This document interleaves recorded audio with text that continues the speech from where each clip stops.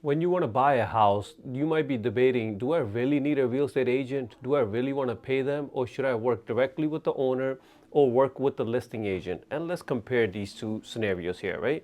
So one is that who do they really represent, right? We're going to compare buyer's agent versus the listing agent. So if you hire your own agent, that person is going to represent you and nobody else. On the other hand, the listing agent is already representing the seller and it has the seller's best interest, right? When it comes to negotiation, let's put in an offer, right? What are the terms? How much earnest deposit will be?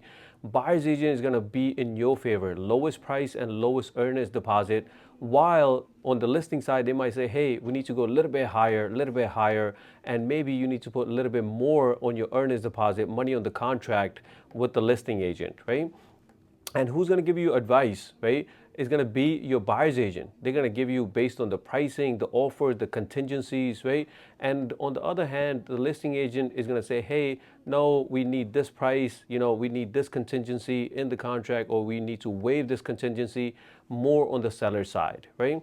And market knowledge, right? Both of them do have market knowledge, right? They will provide comps for you. Hey, look at this property, look at that property, right? Let's compare these prices.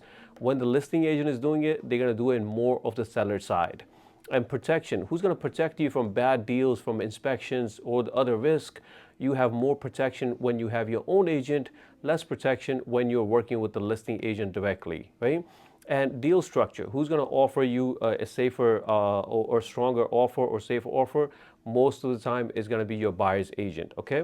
And off-market deals and network opportunity comes from the buyer's side and not from the listing agent. The listing agent has one goal, which is to sell that particular property.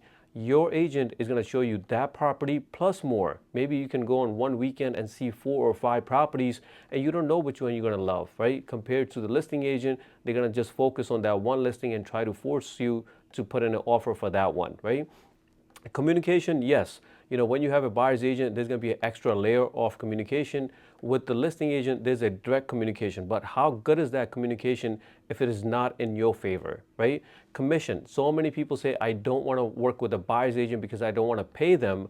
But when you're, getting a listing agent on your side, he or she might ask you to pay them as well. They're getting paid from the seller side, and they might ask you to pay to represent them as well, right?